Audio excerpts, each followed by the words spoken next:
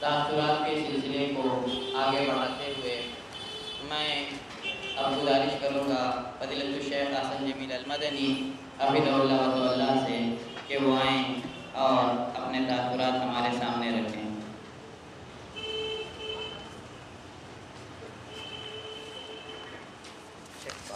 لگا ہی لیجیے تو اچھا ہوگا۔ ٹھیک ہے، بسم اللہ۔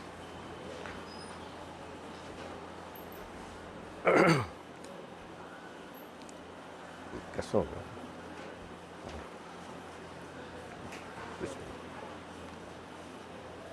السلام علیکم ورحمۃ اللہ وبرکاتہ۔ الحمد للہ رب العالمین۔ آواز نہیں ہے۔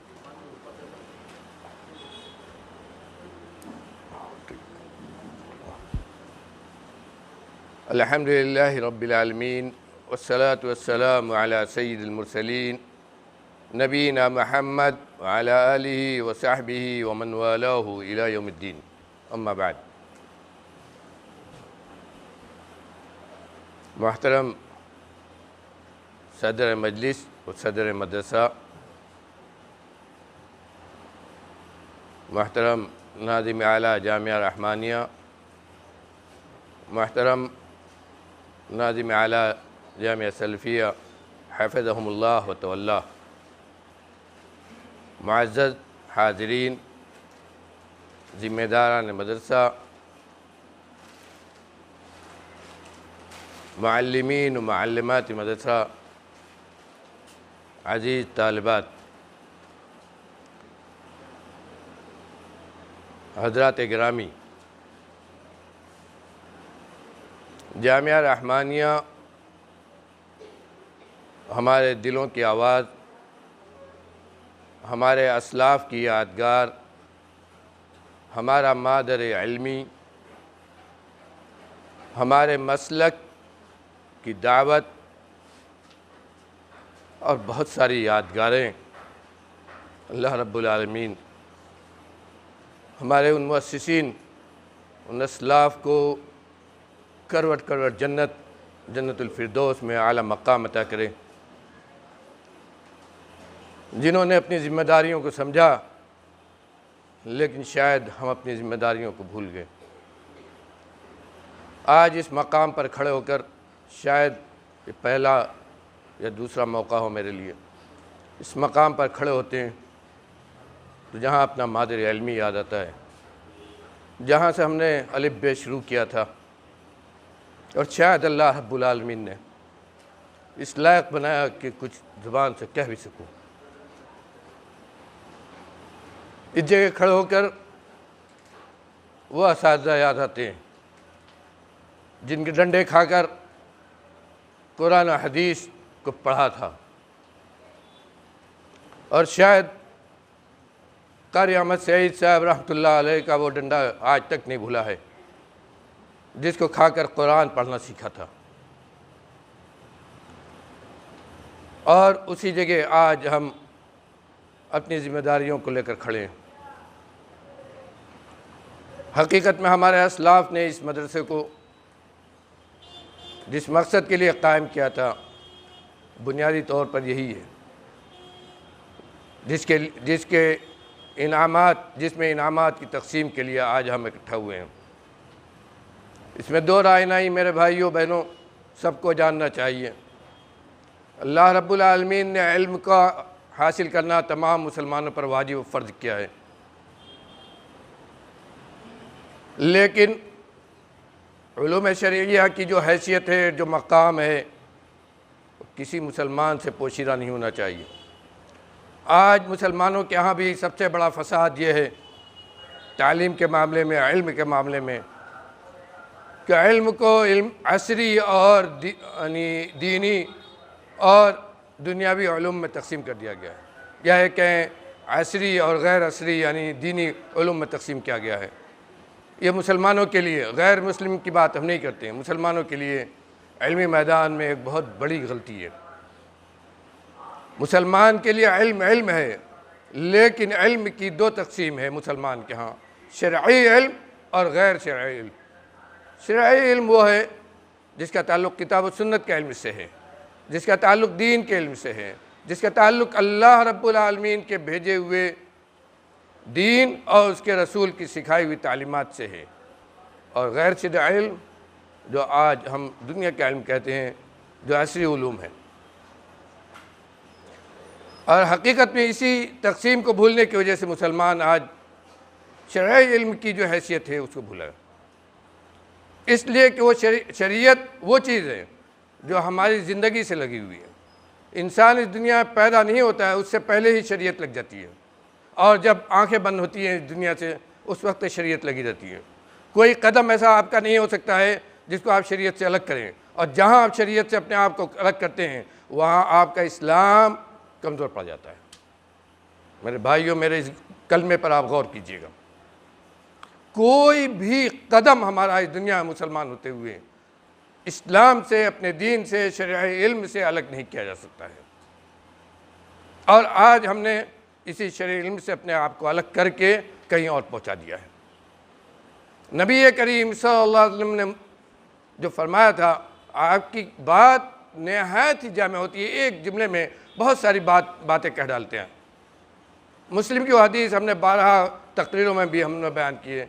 قرآن کے تعلق سے آپ نے فرمایا تھا کہ اللہ رب العالمین یہی وہ کتاب ہے جس سے اللہ رب العالمین نے ایک قوم کو بلندی کے آسمانوں تک پہنچایا، اور یہی وہ کتاب ہے جس کو چھوڑنے سے مسلمان جو اپنے آپ کو مسلمان کہیں گے ذلت و خواری کے آخری حد کو پہنچ جائیں گے۔ قرآن سے مراد میرے بھائیوں صرف قرآن کے الفاظ پڑھنا نہیں ہے، قرآن سے مراد میرے بھائیوں صرف اس کو جزدان میں لپیٹ کر طاقوں کی زینت بنانا نہیں ہے۔ قرآن سے مراد میرے بھائیوں، میری بہنوں، صرف الفاظ کو پڑھ لینا یہ نہیں ہے۔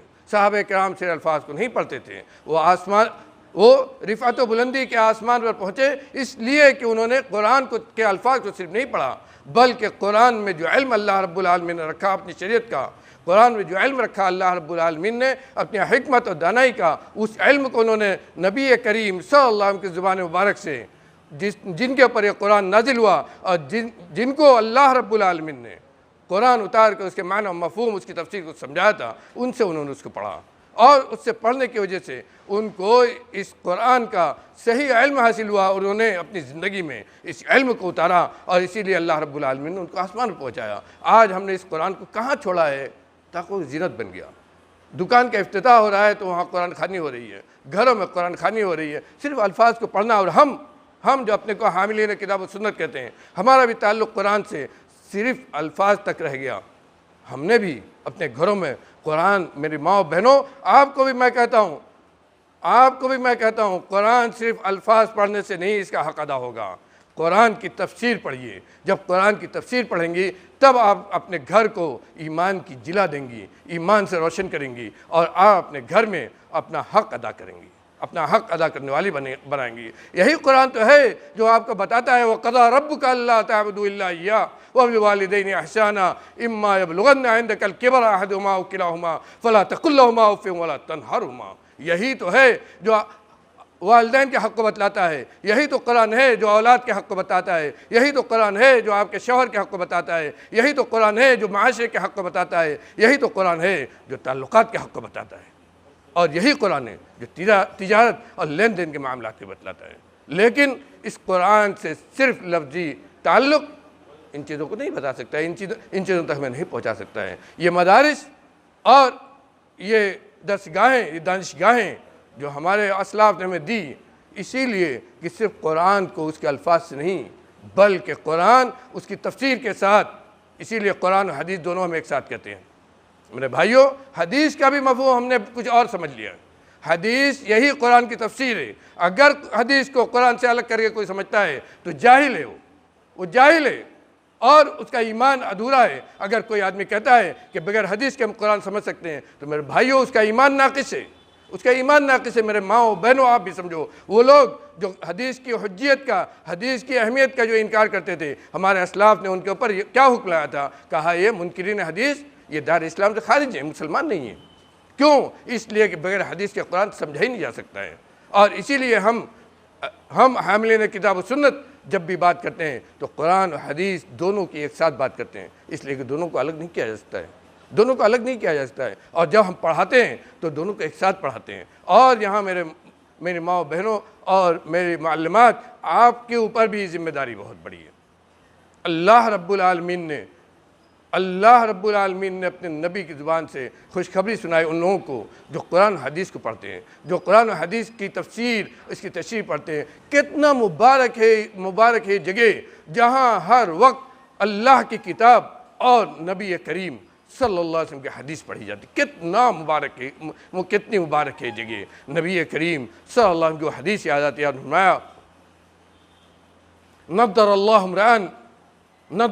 امرأن سمع مقالتی فوعاها فأداها كما سمعها، کہا کہ اللہ رب العالمین خوشحال تر و تازہ رکھے اس مرد کو۔ مرد عمران کہا ہے، مرد صرف نہیں ہے، عورت بھی اس میں داخل ہے۔ اس مرد عورت کو اللہ رب العالمین خوشحال رکھے جس نے حدیث پڑھی میری، اس کو یاد کیا، اور صرف یہی نہیں یاد کیا بلکہ اس کو دوسروں تک پہنچایا بھی، اور اس کا مفہوم سمجھا اور وہ بھی بتلایا۔ اور یہی نہیں، یہ بھی یاد فرمایا کہ جب اللہ رب العالمین من یرید اللہ بہ خیرا یفقہہ فی الدین، میری معلومات غور کیجیے آپ کا کیا مقام ہے، کتنا اونچا مقام نبی کریم صلی اللہ علیہ وسلم کی زبان مبارک سے۔ اور یہ بھی یاد رکھیے جب حدیث پڑھاتی ہیں تو آپ جب حدیث پڑھاتی ہیں، اور حدیث پڑھانے والے ہر کو یہ جان لینا چاہیے کہ جب آپ حدیث پڑھتے ہیں تو صرف نبی کریم صلی اللہ علیہ وسلم کا فرمان نہیں ہوتا ہے، بلکہ اس شخصیت کا فرمان ہوتا ہے جس کا زبان سے نکلا ہوا ہر لفظ اللہ کا لفظ ہوتا ہے۔ وما ينطق عن الهوى إن هو إلا وحی ہوا۔ یہ یاد کرنا چاہیے کہ ہم حدیث پڑھ لیں تو صرف نبی کی بات نہیں پڑھ لیں بلکہ اس رب العالمین کی بات پڑھ لیں جس نے نبی کے اوپر یہ چیز اتاری ہے اور یہ خوشخبری دی ہے۔ تو یہ اللہ نے نبی کو بتایا ہے کہ من یرید اللہ بہ خیرا یفقہہ فی الدین، اللہ رب العالمین جب کسی اپنے بندے کے ساتھ بھلائی، جنت دینے کا ارادہ کرتا ہے تو اسے دین کی فقاہت، دین کی سمجھ عطا کر دیتا ہے۔ کتنا اونچا مقام ہے ان کا جو دین کی تعلیم دیتے ہیں اور دین پڑھاتے ہیں۔ اس لیے اس ذمہ داری کو میرے ماں بہنوں اور میری معلمات سب کو یہ بات میں کہنا چاہتا ہوں۔ میری باتیں لمبی ہوگی، کہنا نہیں چاہتا اتنا کچھ، لیکن اس جگہ کھڑے ہونے کے بعد جو جذبات ہیں وہ ان جذبات کا تقاضا ہے کہ بہت کچھ کہہ ڈالا۔ اگر غلطی کہیں ہوئی معاف کیجیے گا، لیکن ہم کو میرے بھائیوں، میں اپنے ناظم اعلیٰ صاحب سے بھی کہوں گا اور میں خود اپنے سے کہتا ہوں کہ اس تعلیم کے تئیں ہماری ذمہ داری بہت زیادہ ہے۔ آج کے اس پرفتن دور میں، مادی دور میں، جب دنیا ہی لوگ کر رہے ہیں، اس دور میں تو ہماری ذمہ داری اور ہو جاتی ہے۔ ہمیں افسوس کے ساتھ کہنا پڑتا ہے کہ ہم اپنے بچوں کو پہلے ان درسگاہوں میں بھیجتے ہیں جہاں دین کی کوئی تعلیم نہیں ہوتی ہے، بچپن میں بھی ان کو دین کی تعلیم نہیں دی جاتی ہے، اور اسی لیے کتنے ایسے ڈاکٹر اور انجینئر ہیں جو اپنے آپ کو مسلمان کہتے ہیں لیکن ملحد ہیں۔ ایسے ڈاکٹروں کی ہمیں ضرورت نہیں جو اپنے گھر سے نکل کر ملحد ہو جائیں۔ ہمیں ان ڈاکٹروں کی ضرورت ہے، ان انجینئروں کی ضرورت ہے جو ایک طرف دین کی اپنی ذمہ داری کو سمجھیں، اپنا دین جانے، نمازی اور روزہ دار ہوں، دوسری طرف وہ ڈاکٹر اور انجینئر بھی ہوں۔ ایسے چاہیے، اللہ کو ایسے چاہیے، اور یہ ہمیں اس وقت ملے گا جب دونوں کی اہمیت کو ہم سمجھیں گے۔ اور اس کو سمجھنے کے لیے سب کو اپنی ذمہ داری نبھانا ہوگا۔ جس مقام پر ہمیں، اس مقام پر ہمیں اپنی ذمہ داریوں کو سمجھنا ہوگا۔ یہاں دو چیزیں چونکہ قرآن کے تعلق سے ہیں، اس لیے میں اصلاح کے طور پر اپنی بچیوں سے اور معلومات سے کہنا چاہتا ہوں۔ ہم قرآن پڑھتے ہیں، قرآن پڑھنے کا ایک طریقہ ہے جو اللہ رب العالمین نے نبی کو سکھایا ہے۔ ان علینا جمعہ و قرآن۔ عربی زبان کا تعلق، عربی زبان کے الفاظ کی ادائیگی کا تعلق مخارج سے ہے۔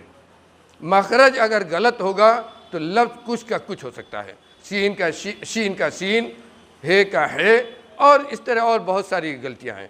وہی نہیں بلکہ الف کہاں ہم کو کھینچنا ہے کہاں نہیں کھینچنا ہے، اس میں بھی کہیں فرق ہو جاتا ہے۔ مثال کے طور پر جس بچی نے قرآن پڑھا ماشاءاللہ بہت اچھا پڑھا، اللہ کرے اس کی تعلیم میں اور ترقی ہو اور اچھا پڑھنے لگے، لیکن ایک لفظ پڑھا ان جعلنا، کیا وہ آیت ہے؟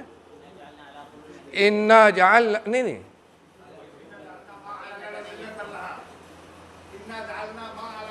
انا جعلنا ما علی الارض زینۃ لہا، انا جعلنا ما علی الارض زینۃ لہا، یہ آیت ہے۔ لیکن بچی نے پڑھا انا جعلنا ما علی الارض زینۃ لہا۔ عربی زبان جاننے والے خوب اچھے سے جانتے ہیں کہ انا اور انا میں کیا فرق ہے اور معنی میں کیا فرق ہو جائے گا۔ ہمارے بہت سارے حفاظ کے ہاں بھی ایسی غلطیاں ہیں۔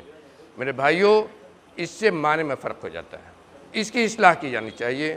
پڑھانے والوں کو خود اس کی اصلاح کرنی چاہیے اور پڑھنے والوں کو بھی اس کی اصلاح کرنی چاہیے۔ اللہ تعالیٰ سے دعا ہے کہ ہمیں نیک عمل کی توفیق دے، اپنی ذمہ داریوں کو سمجھنے کی توفیق دے۔ رب العالمین ہمارے دلوں کو اپنے دین کی طرف پھیر دے، ہم کو سچا پکا مسلمان بنا دے، ہماری ماں بہنوں کو ہمارے معاشرے کے لیے مفید بنا دے، اور جو کچھ بھی تو نے ہمیں سکھلایا ہے اسے آگے پہنچانے کی توفیق رضا فرما۔ وما علینا الا البلاغ۔